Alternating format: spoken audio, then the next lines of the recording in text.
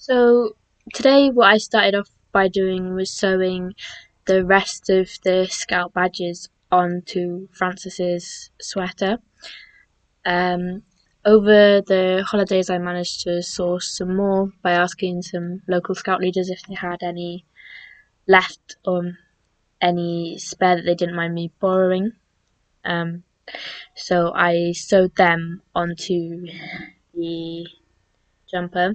I then took a look at what I had left to do, and reminded myself of what I had done and what I haven't, as it was the first day back from 2 weeks off, so I needed to familiarize myself with um, where I left off so I could just pick it back up. So I reviewed the lists I wrote for myself before the end um, of term so I could carry on straight away.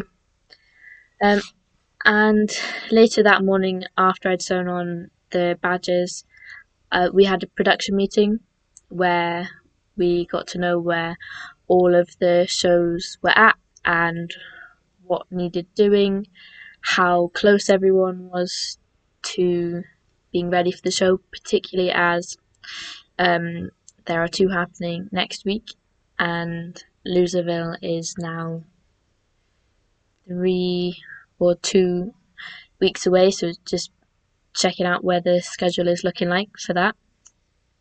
And something that was brought up that I needed to then look at was having a costume parade, and I wanted to do the costume parade preferably on Wednesday, as it's far enough into the week that I can have everything set up and ready for it, and the cast have enough advance warning to get all of anything they need to bring ready. And but it's also early enough in the week that I can have enough time to make any adjustments or changes or things that need to be made or redone. I know in enough time to fix it and make them, so I have at least 2 days to fix that all up before the end of the week, because really I would like to be done with all of my makes and everything by Friday, as I know we will be loading the van with all the set on Tuesday, as that was something else that was discussed in the meeting, was all of the deadlines. So it's best just to be as ready as soon as I possibly can be.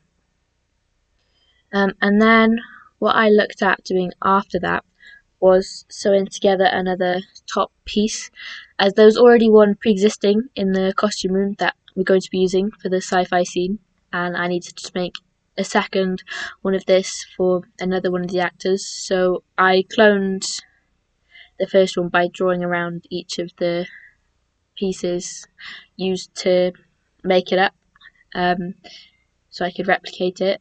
Something I had to change when doing this was I was making it out of the same material, which was a tablecloth, but I didn't have that much. So when in the first one it was all one long piece from front to back, so it's two pieces sewn together that go all the way round. Mine wasn't long enough to make it only two pieces, so I instead made it four and put a seam at both the shoulders, because I felt this was the best place, because there's a natural bend there, it won't look out of place. So I sewed up all four of them together.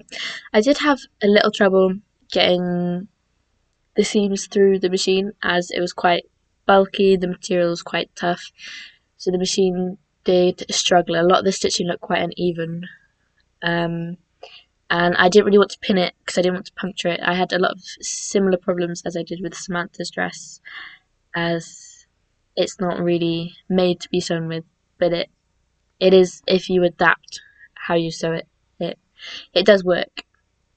And I also took another technique that I used on Samantha's dress, was top stitching over the top of the seam to get it to lay flat, because they were very raised into crescent shapes, and top stitching it flattened the top of the shoulder seams out and also the front. which made it look a lot neater.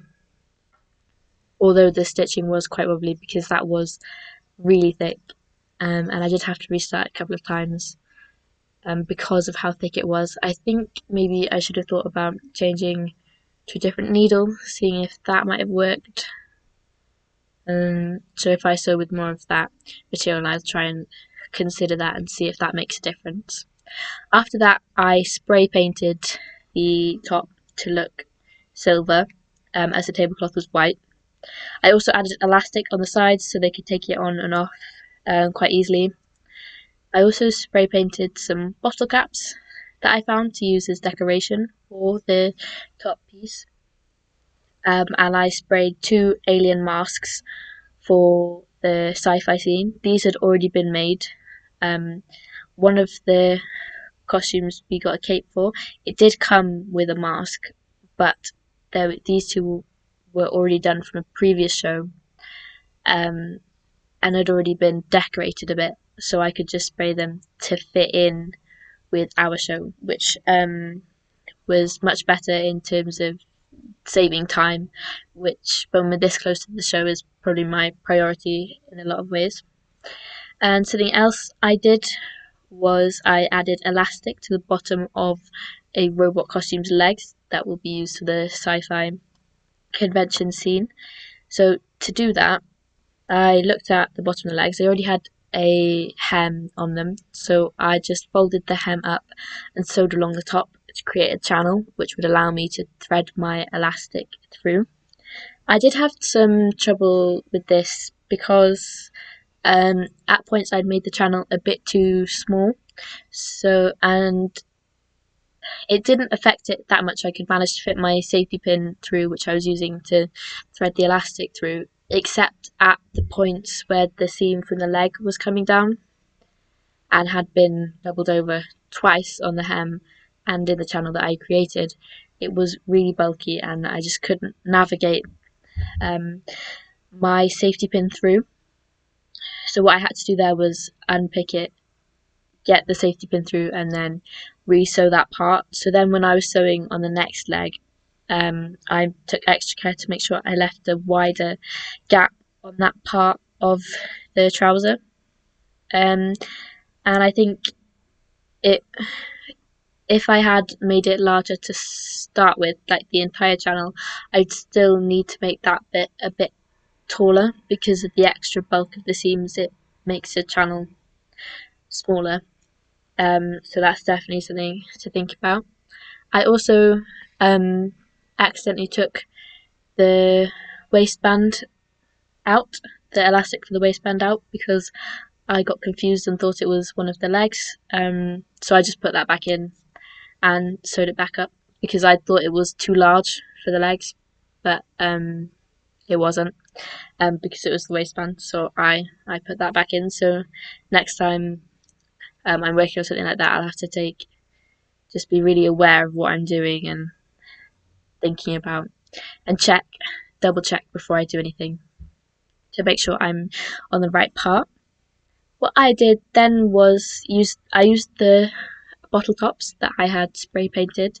Some of them took the paint really well and others not so much. The ones that didn't work so well were ones with writing on the top. The writing kind of repelled paint, so the plain block coloured ones were the ones that worked best. So I'll try and collect them more than the other ones, because it just gives it a cleaner look.